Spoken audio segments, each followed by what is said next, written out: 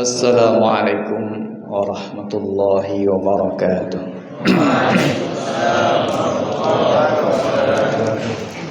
Alhamdulillah, nahmaduhu wa nasta'inuhu wa nastaghfiruh wa na'udzu billahi min shururi anfusina wa sayyiati a'malina. Man yahdihillahu fala mudilla lahu wa man yudlilhu fala hadiya lahu. Ashhadu an la ilaha illallah wahdahu la syarika lahu wa ashhadu anna Muhammadan abduhu wa rasuluhu wa nabiyyuhu wa safiyyuhu wa khaliluh. Allahumma salli ala sayyidina wa nabiyyina wa habibina wa syafi'ina wa qurrati a'yunina wa maulana Muhammadin wa ala alihi at-tayyibin at-tahirin wa sahabatihi al-ghurril mayamin wattabi'ina lahum bi ihsanin ila yaumiddin, amma ba'du. Yang saya hormati Ketua Ta'mir Masjid Al-Fattah Bapak Haji Yusuf Al-Qadiri hafizahullah ta'ala. Yang saya hormati juga para pengurus dan para panitia kajian pada pagi menjelang siang hari ini. Dan tentu yang saya hormati para hadirin, para ustadz, bapak-bapak, adik-adik, mas-mas, semuanya yang hadir pada pagi hari ini. Semoga Allah Subhanahu wa taala mencatat apa yang kita lakukan pada pagi hari ini sebagai bagian dari pemberat timbangan amal baik kita. Amin Allahumma amin. Masih siap ini untuk dilanjutkan? Ya, tapi materinya sudah habis dihabiskan sama Ustaz Joko. Ya, kalau siap, insyaallah saya akan mempersiapkan diri ya. Sampai jam berapa ini sanggupnya kira-kira? Jam 12? Saya yang enggak siap insyaallah. Hadirin jamaah, para asatidz, para hadirin, bapak-bapak dan semua hadirin yang saya hormati rahimakumullah. Dalam kaitannya dengan puasa Ramadan, yang sering kita dengar, yang sering kita kutip tentu saja adalah terkait dengan ayat, yaitu firman Allah Subhanahu wa taala, ya ayyuhalladzina amanu kutiba alaikumus shiyamu kama kutiba 'alal ladzina min qablikum la'allakum tattaqun. Selama bulan Ramadan, ayat ini entah dibaca berapa kali oleh para penceramah, para pengkultum, iya apa tidak? Kalau kita dengarkan di masjid-masjid, di pengajian-pengajian, ayat ini selalu dibawa. Sampai barangkali hampir seluruh umat Islam ini hafal ayat yang kita sebut dengan ayat puasa ini.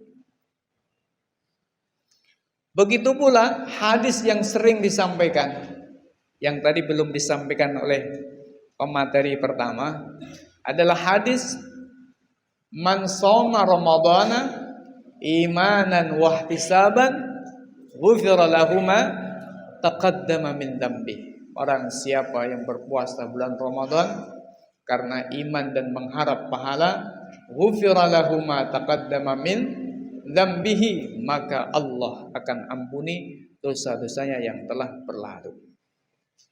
Akan tetapi seringnya ayat-ayat ataupun hadis-hadis yang berkaitan dengan puasa ini disampaikan oleh para khotib, oleh para penceramah, oleh para kultum hanya di satu sisi saja, yaitu di sisi tarhib, di sisi targhib, yakni mendorong, memotivasi untuk mendapatkan pahala yang besar, untuk mendapatkan ampunan dari Allah Subhanahu wa taala. Sisi tabsyir, memberikan kabar gembira tentang besarnya dan agungnya pahala-pahala di bulan Ramadan. Akan tetapi tidak disampaikan sisi tarhibnya, sisi tanzirnya. Padahal Rasulullah sallallahu alaihi wasallam selain beliau sebagai mubasyir, orang yang memberikan kabar gembira, beliau juga sebagai mundir, ya Bang ya? Sebagai pemberi peringatan.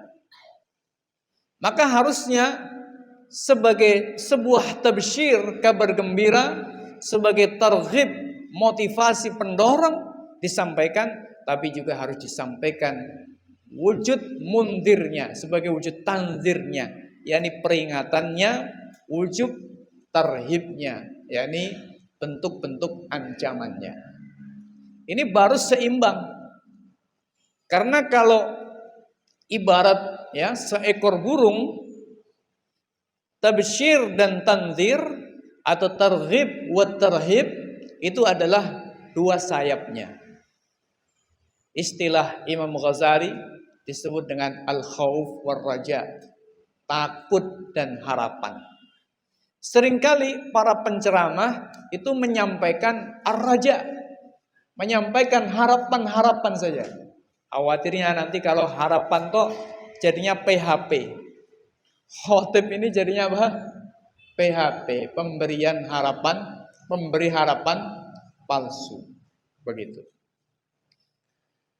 Ibarat seekor burung, kalau dia hanya punya satu sayap, bisa terbang atau tidak bisa terbang? Bisa terbang? Tidak bisa. Harus punya dua sayap. Maka harus ada khauf, rasa takut kepada Allah, dan juga ada raja, berharap kepada Allah.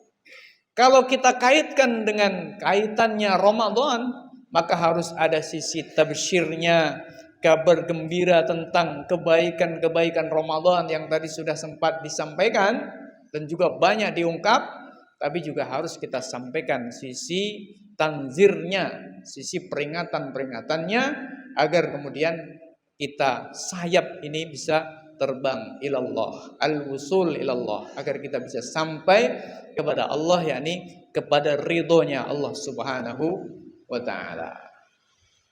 Nah, para jamaah hadirin yang saya hormati rahimakumullah. Ini realitas yang terjadi di perkhotiban atau di perkultuman seperti itu. Jarang disampaikan sisi tanzirnya, sisi peringatannya. Oleh karena itu maka pada kesempatan siang hari ini saya insyaallah akan sampaikan sisi tabsyirnya tadi, sebagian sudah, dan sisi tanzirnya nanti insyaallah akan kita sampaikan. Dan akan tentu saja karena Islam ini adalah agama yang untuk mengatur kehidupan, agama yang mengatur manusia, kaitannya dengan dirinya dengan Allah Subhanahu wa taala, kaitannya dengan dirinya sendiri, dan juga kaitannya dengan sesama manusia. Maka berarti harus disampaikan dari segala sisinya berkaitan dengan puasa. Yang pertama, kaum muslimin jamaah yang saya hormati rahimakumullah, puasa adalah merupakan satu dari rangkaian ibadah yang disyariatkan oleh Allah Subhanahu wa taala untuk hamba-hambanya. Allah Subhanahu wa taala membuat tafannun, membuat beragam macam ibadah. Ada ibadah wujudnya seperti salat. Ada ibadah wujudnya zakat. Ada ibadah wujudnya zikir. Ada ibadah wujudnya haji. Yang ketika kita lihat haji ini hanya muter-muter, lari-lari, kemudian potong rambut. Selesai. Hanya itu saja. Tanpa membaca apapun sah haji itu. Ada juga ibadah ini yang wujudnya seperti puasa. Ada juga ibadah ini yang wujudnya seperti jihad. Jihad fisabilillah oleh para ulama ini digolongkan bukan dalam bab muamalah, bukan digolongkan dalam bab apalagi munakahah, pernikahan, ya, tetapi jihad ini dimasukkan oleh para fuqaha sebagai bagian dari bab ibadah. Nah, semua rangkaian ibadah yang Allah Subhanahu wa taala syariatkan ini memiliki maqasid, memiliki tujuan-tujuan yang berbeda-beda. Yang pada intinya, pada pokoknya adalah bagaimana mengajari manusia, mendidik manusia, dan membersihkan jiwa manusia. Misalnya seperti zakat. Apa yang dilakukan pada saat orang mengeluarkan zakat? Tentu saja yang dilakukan adalah menghitung hartanya, kemudian mentotal hartanya, kemudian dia keluarkan zakat.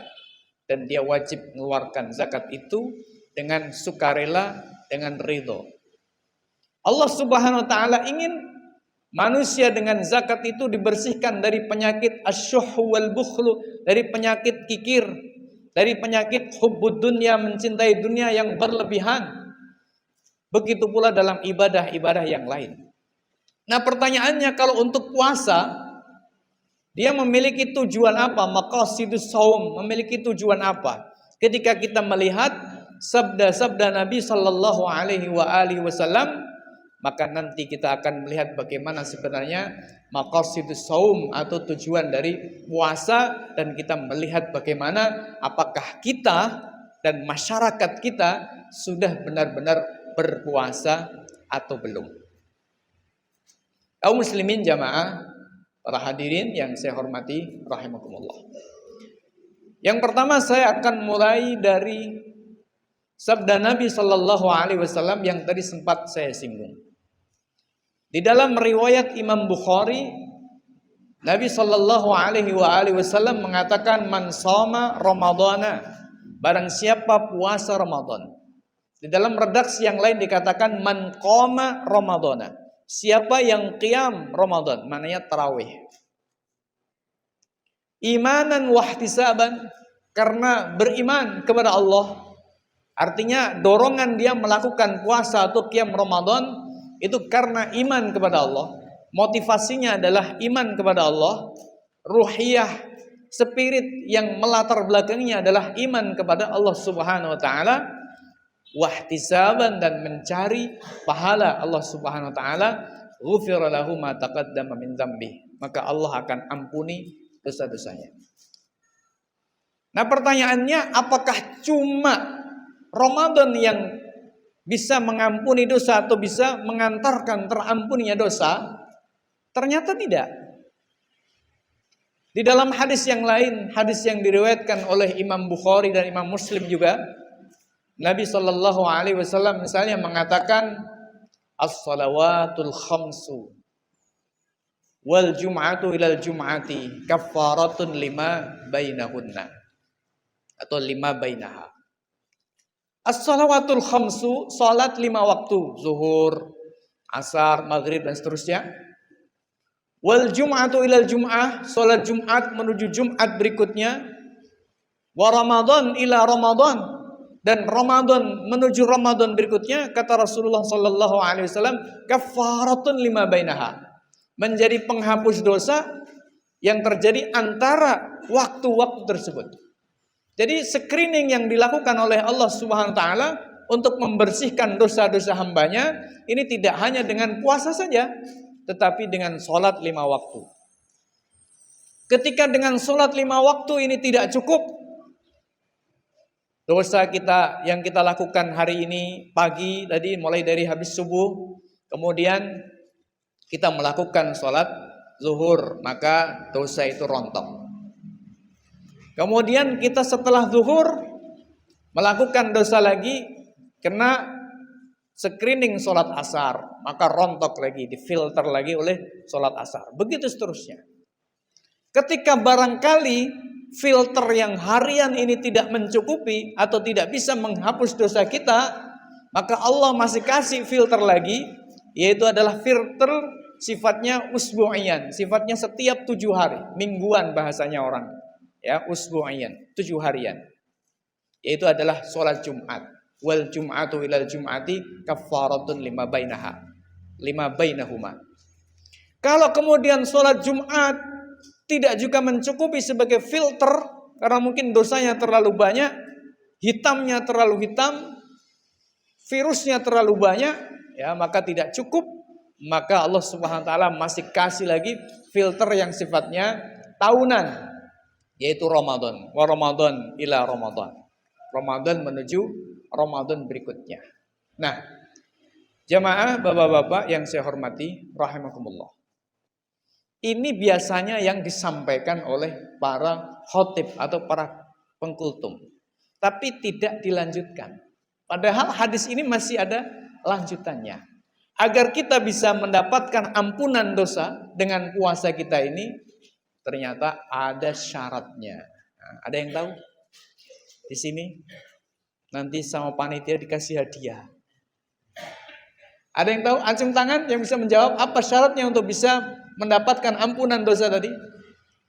Di bulan Ramadan, sholat 5 waktu, Jumat menuju Jumat berikutnya, apa syaratnya itu semua bisa menghapus dosa kita? Acung tangan. Dari adik-adik ini khususnya ya. Kalau bapak-bapak sudah dapat hadiah terus dari istrinya. Kalau adik-adik kan nggak ada istrinya, jadi nggak ada yang ngasih hadiah. Bapak-bapak pagi tadi mungkin sudah dikasih hadiah sama istrinya. Ada? Nggak ada. Allah Akbar. Nah, ini berarti menunjukkan bahwa kultum yang ada hanya memberikan tabsyir, tapi tidak memberikan apa? Tandir. Ya apa enggak? Rasulullah Shallallahu Alaihi Wasallam dalam hadis yang tadi kita baca ternyata mempersyaratkan agar dosa-dosa kita diampuni dengan sholat, dengan puasa, dengan Jumatan adalah ditinggalkannya dosa besar.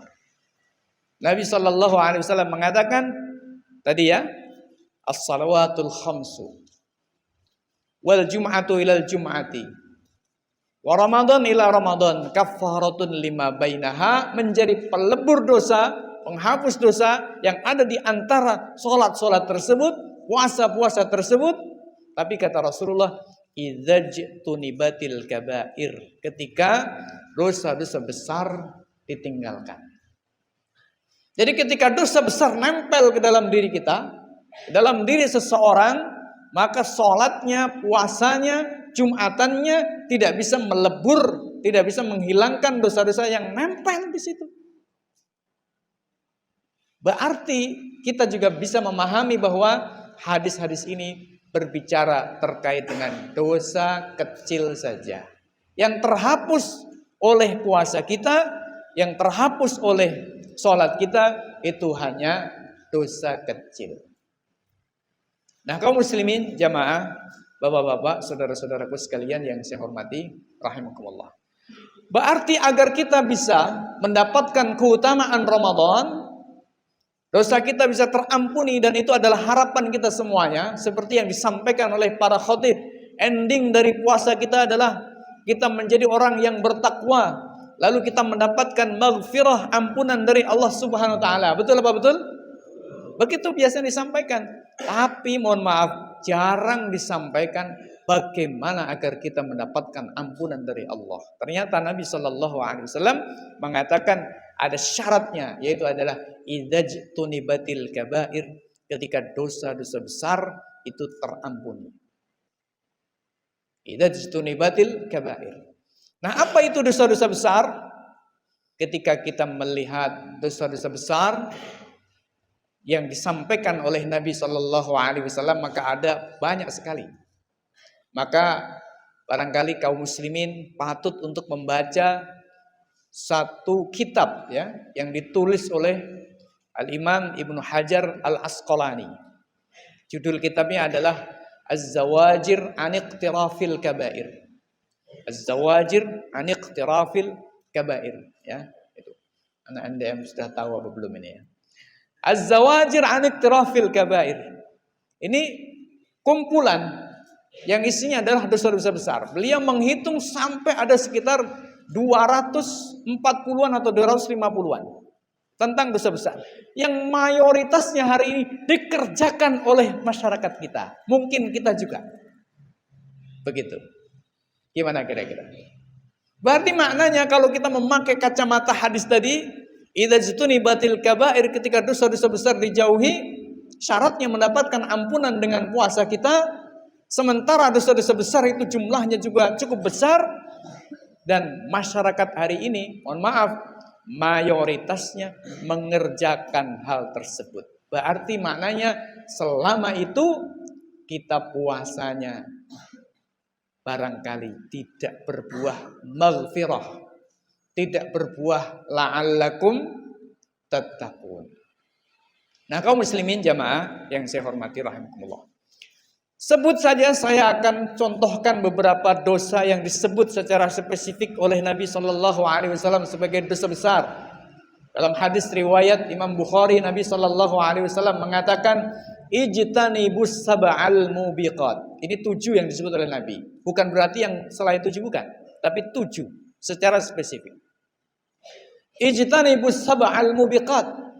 Jauhilah oleh kalian 7 dosa yang akan membinasakan. As-sab'al mubiqat, 7 dosa yang akan membinasakan manusia. Maknanya membinasakan itu tudkhilun nar, akan memasukkan manusia itu ke dalam neraka.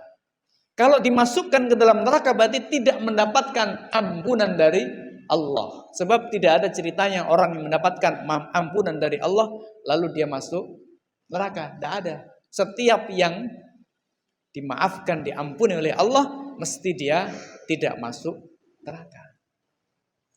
Nabi SAW mengatakan, ijtanibus sab'al mubiqat, jauhilah oleh kalian 7 dosa besar yang akan membinasakan kalian besok di akhirat. Dan Nabi SAW menghitung-hitung dari 7 itu, 1 peringkat pertama adalah asyirku billah, menyekutukan Allah Subhanahu wa taala. Kita perlu pahami dengan baik dan benar terkait dengan makna menyekutukan Allah Subhanahu wa taala. Itu bukan berarti kita harus sujud di hadapan berhala atau kita harus begini-begini bawa jiting, bahasanya orang Jawa. Tidak harus begitu.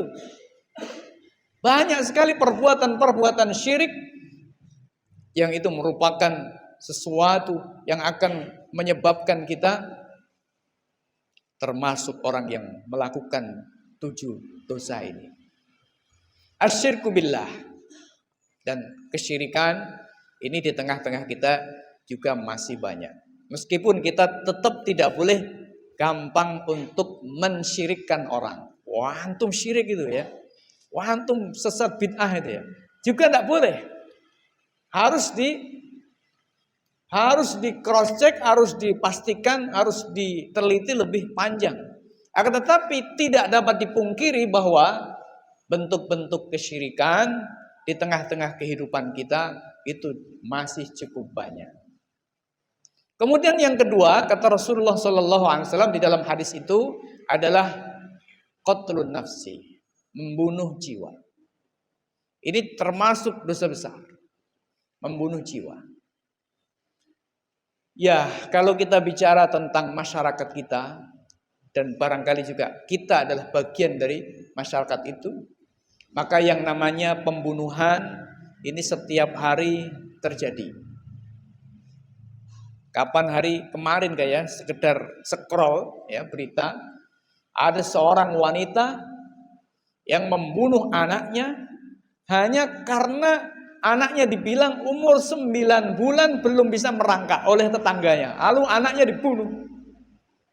Ya, cuma seperti itu saja sudah mengantarkan pada pembunuhan. Kalau kita nonton TV atau nonton berita, cari ya berita kriminal, maka pembunuhan ini sangat banyak sekali.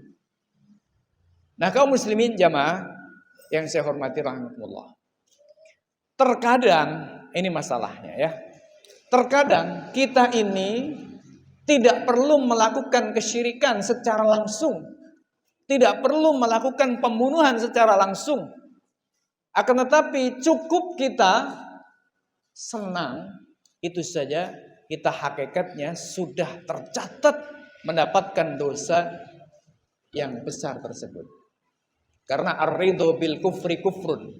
Ridho dengan kekufuran itu kufur.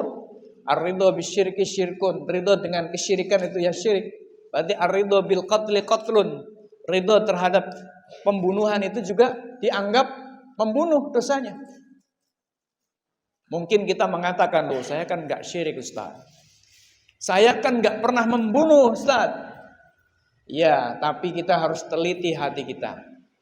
Jangan-jangan di dalam hati kita ada bersitan ridho terhadap sebagian perbuatan-perbuatan syirik atau perbuatan-perbuatan pembunuhan. Lalu dari mana kita ridho? Dari paham yang kadang-kadang secara tidak langsung merasuk ke dalam diri kita, sadar atau tidak sadar, dan ini paham dianut oleh resmi ya, oleh negara, oleh masyarakat dalam sistem kapitalisme ini. Itu yang kita sebut dengan paham kebebasan. Al-hurriyah, paham kebebasan. Di mana dengan paham kebebasan, hak asasi manusia menurut pemahaman semestinya, yaitu pemahaman barat memang begitu, meniscayakan agar kita mentolerir, agar kita bahkan kadang-kadang merasa tidak ada persoalan, tidak ada problem. Kita menganggap orang kafir itu baik-baik saja. Artinya kekufuran itu baik-baik saja. Kesyirikan itu enggak ada masalah. Itu kebebasan. Ya. Pembunuhan itu barangkali kita terus sudah biasa. Misalnya kalau sekarang yang terjadi yang besar ini misalnya adalah apa yang terjadi kepada saudara-saudara kita di Palestina. Kalau Nabi Shallallahu Alaihi Wasallam pernah menjelaskan kepada kita, dan ini hadis sering juga dibawa oleh para khatib. Tapi kenapa maknanya ini tidak difahami dengan benar? Nabi Shallallahu Alaihi Wasallam mengatakan, "Dakhalatim ra'atun nara fi hirratin." Ada seorang wanita masuk ke dalam neraka gara-gara kucing, sebab kucing. Kenapa? Habasatha. Wanita itu mengurung kucing, walam tut'imha, tidak memberi makan kucing tersebut, hatta matat, sampai akhirnya kucing itu mati. Sekarang ada kurungan besar, kurungan raksasa, namanya Gaza. Di situ ada pagar yang besar, namanya perbatasan Gaza dengan Mesir, Rafah. Yang gara-gara kurungan yang besar ini, beberapa hari ini, sejak beberapa bulan ini, banyak orang yang mati. Ada yang mati karena senjata, ada yang mati karena kelaparan. Tidak ada bantuan yang bisa masuk. Kalau toh masuk maka juga tidak mencukupi. Kalau toh mencukupi juga tidak bisa menyelamatkan nyawa mereka dari senjata. Ini adalah pagar yang sebenarnya pagar ini gampang untuk dirobohkan. Seperti gampangnya merobohkan berhala-berhala pada masa Rasulullah Sallallahu Alaihi Wasallam yang ada di atas Ka'bah atau di sekeliling Ka'bah. Gampang apa enggak gampang merobohkan berhala itu? Gampang, ambilkan petel, gak akan ngelawan itu berhala. Iya apa enggak? Bisa ngelawan berhala? Gak bisa. Tapi kenapa Rasulullah Sallallahu Alaihi Wasallam juga tidak bisa menghancurkan berhala? Bukan persoalan tidak bisa menghancurkan berhala secara fisiknya, akan tetapi karena berhala yang ada di sini dan yang ada di sini sepanjang itu masih melekat, maka tidak ada gunanya berhala itu dihancurkan. Maka ketika Rasulullah Shallallahu Alaihi Wasallam telah berhasil menghancurkan berhala yang ada di sini dan di sini dengan tegaknya daulah Islam di Madinah, ketika Rasulullah Shallallahu Alaihi Wasallam kembali datang ke kota Makkah, menaklukkan kota Makkah, maka bagi Nabi berhala itu tinggal disundul dengan tongkatnya, ya, ditutul dengan tongkatnya, roboh, keplak, ya, gak balas itu, roboh, begitu. Waqul ja'al haqq wa zahaqal batil. Tapi sepanjang berhala ada di sini, berhala ada di sini, maka meskipun itu dihancurkan, bangun lagi. Nah, sekarang ada kurungan yang besar. Ini adalah salah satu wujud dari paham yang sedang menghegemoni umat Islam, yaitu adalah paham nasionalisme. Andai kata tidak ada paham nasionalisme ini, nasionalisme Mesir, nasionalisme mana lagi, Yordan dan sebagainya, nasionalisme termasuk di negeri kita.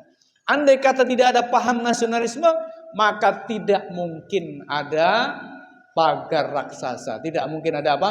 Kurungan Andai kata tidak ada kurungan raksasa itu, maka andai kata pun orang Palestina itu dibombardir, mereka bisa lari ke Yordan, bisa lari ke Mesir, bisa lari ke berbagai tempat untuk menyelamatkan diri. Dan sudah barang tentu andai kata tidak ada sekat kurungan nasionalisme itu, maka sudah barang tentu tentara Mesir yang merupakan tentara yang paling kuat di tanah Arab, di bangsa Arab, tentara Yordan dan tentara Saudi dan tentara yang lain, insya Allah sudah ya dapat menghancurkan musuh-musuh mereka.